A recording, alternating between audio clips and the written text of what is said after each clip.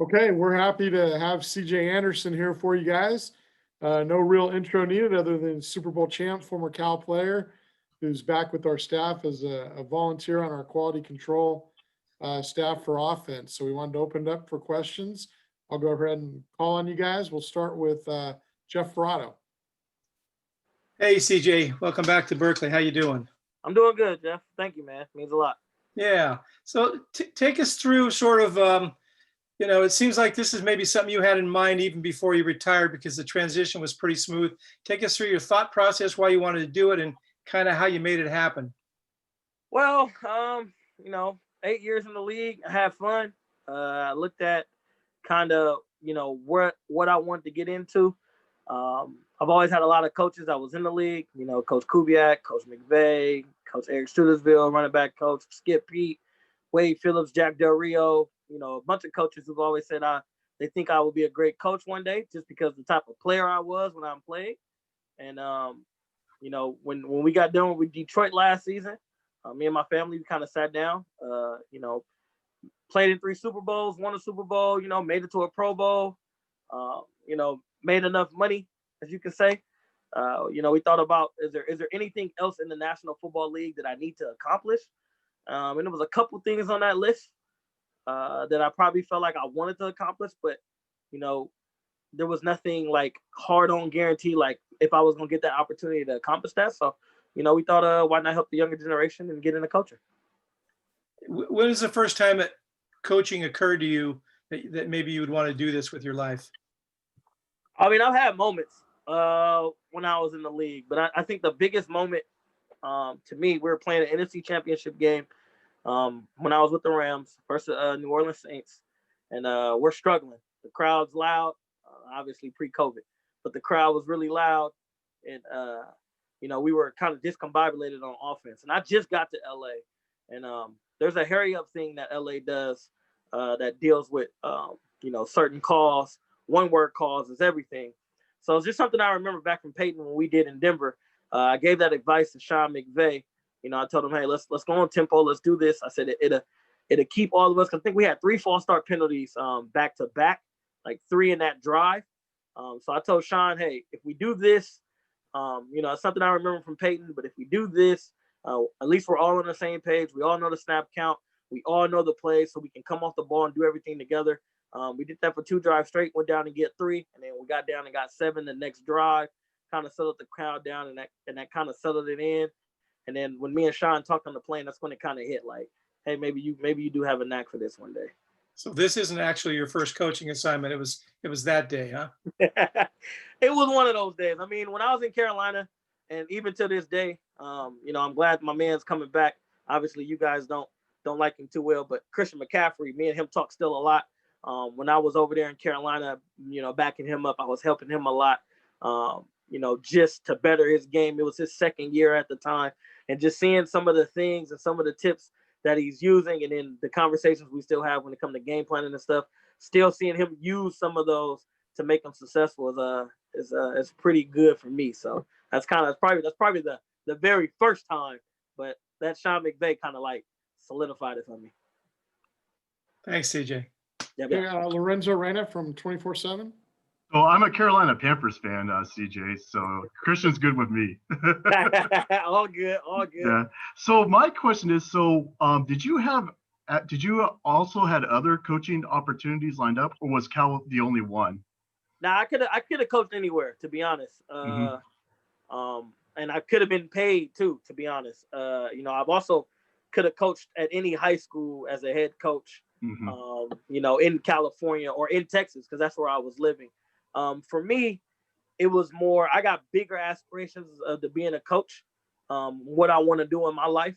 I know, the good thing is I've had a little experience. I mean, it's not too much, but like 707 organizations that I helped out with relating to kids and doing those things, checking their grades. But the recruiting aspect was like humongous, something I had to learn. So I thought that's why this opportunity will be amazing for me, just to learn on that end. Another thing is, obviously, I work with Bill Musgrave. I had one of my best years under Bill.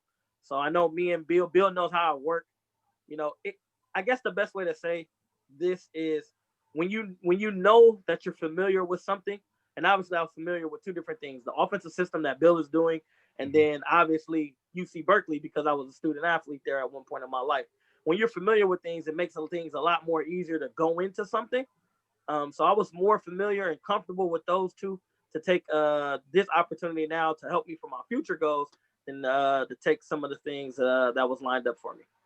So my next question is, what's your early thoughts on this Cal running back group right now, particularly guys like Chris Brown Jr., Marcel Dancy, who played at your junior college alma mater? Yeah, the room right now is competitive, really strong. There's some, I think Coach Thompson, AT is doing a hell of a job with those guys in there. And then just me giving my input here and there when we're in meetings and things like that gives that an extra bump, or you can say extra edge. But the ultimate goal is to try to say, as I'm helping out the whole offense, even when I help out BT, obviously, we've been doing Bull Toller for forever, at least I have. But when you go around helping the offense in the whole, the goal is try to say the same thing exactly as what the coaches will say. Some of the kids will try to come be about my NFL experience. And what you try to do is bring that back to what is actually being coached and what is actually being said by their coaches. So they're not just all trying to grab information and listen to me only, if that makes sense. But as far as the room, I think the room is really strong. I like what CB and Marcel brings, and hopefully we can have them have successful years.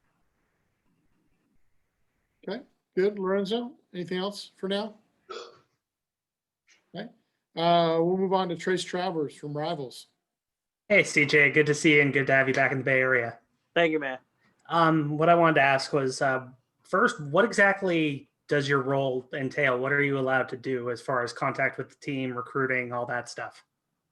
So as far as what I'm allowed to do, it's whatever they tell me to do within the parameters. I know right now, like as far as like being on the field and actually physically coaching, those things I'm not allowed to do, which is okay. I get to sit back and learn a lot from good coaches.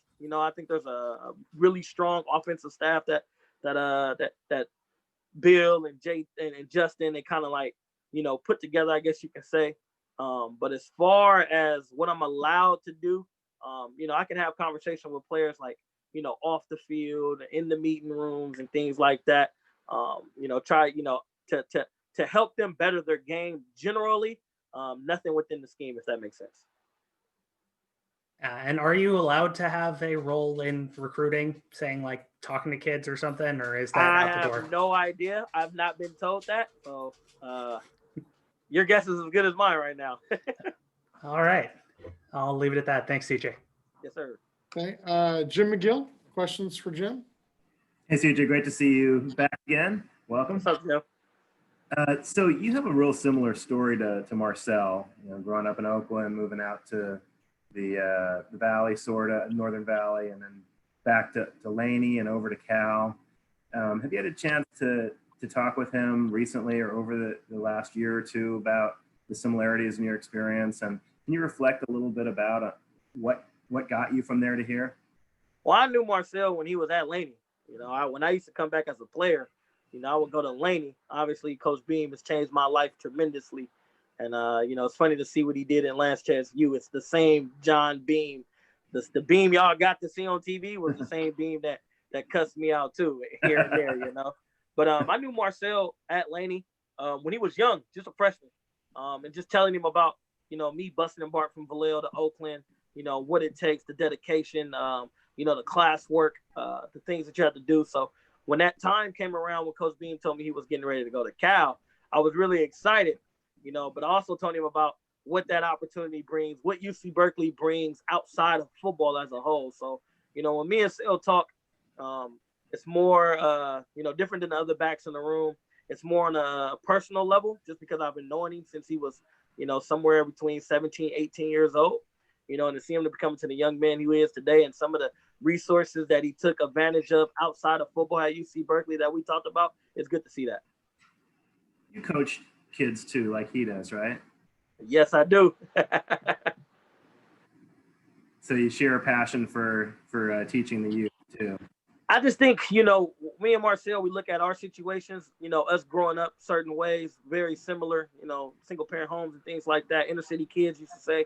I just think when we look at us, and we've came from this point, eventually got to UC Berkeley, and then obviously myself, I got to play in the National Football League and make a successful career out of that. I think we look at all the youth, the inner city youth back in our respective hometowns. Hey, we were you once before. If we can do it, you guys can too. And hopefully, we can give you better resources than what we had growing up. Thanks. And can you talk a little bit about your business interests? You've had your hand in a lot more stuff than a lot of NFL players do, keeping yourself busy and well-rounded. Can you talk a little bit about some of the outside stuff you had going on when you're in the NFL? Well, yeah, huge. I mean, the biggest thing, with my foundation, Dreams Never Die, because of Coach, who was kind of my mentor when I was at UC Berkeley, some of the relationships that I started when I was 20 years old, with DocuSign and LinkedIn and Google and Facebook and Twitch and YouTube and, a couple other down there in Silicon Valley, meet some of those execs and CEOs, has gave me a brighter perspective on working environment, how to work together, but then also how to bring our kids along, our youth along, to give them opportunities to be successful outside of football. So I took a heavily advantage of that. In 2015, after we won the Super Bowl right here in the Bay Area, took a heavy advantage of that, and those relationships who I still have. And I'm also glad I get to help some of these Cal students jump into the tech world if that's what they're interested in too. Thanks. I think Jeff Ferrato has another question for you, CJ. Yeah. Yes, CJ, you kind of alluded to your ultimate goal earlier, beyond coaching, I believe, but you didn't go into what it was. Is there something big out there that you're looking at for your future? Well, in the coaching world, to be honest, I would love to run my own program one day. I would love to have an opportunity to run a program based off information that I have, X and O's, Y. As far as football, I'm not really worried about it at all. I've learned from a lot of great coaches and a lot of great players. I spent my off season with a lot of great coaches, X's and Y's. I think with the opportunity here to help the ultimate goal is just how to connect, how to talk to kids, how to help kids when they're going through certain things. I understand that the times has changed. Back when I was a student athlete, our stipend check was X amount of dollars compared to what they're getting now. So life is a little better for them.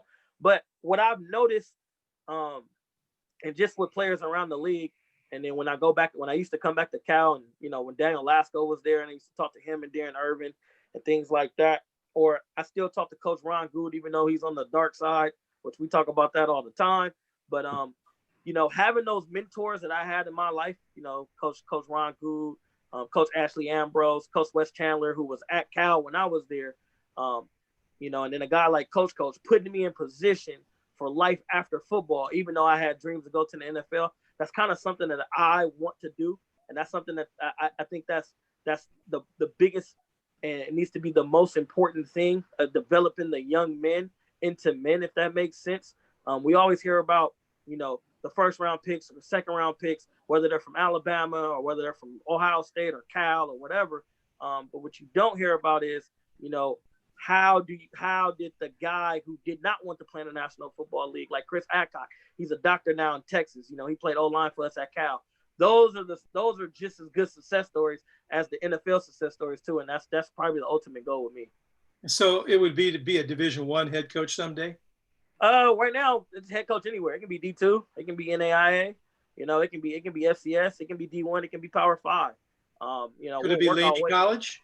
It can be Laney College. It can be Laney College, and if the paths happen to drop in high school, which I could have took that now, it can be high school. So it's just trying to develop and get these kids to understand that there's more than football. We want to give them football. We want to give them opportunity, to reach some of the success and the highs that I personally have, and other players and other people that I know, who's going to help out. But however, it's also give them the opportunity that, the DocuSigns, the Googles, the LinkedIns, those companies out there does exist, for you, to live a successful or a sustainable life, when you get done playing football. Thanks, CJ. Yeah. Hey guys, does anybody have a final question? If you do, send me a chat. If not, we'll let CJ get out of here. Okay. Thanks for your time, CJ. Welcome back. Happy to have you. Thanks, Glad to CJ. be back. Can't wait. Thank you guys. And we'll see Thanks, you CJ. around. Okay, we'll see you.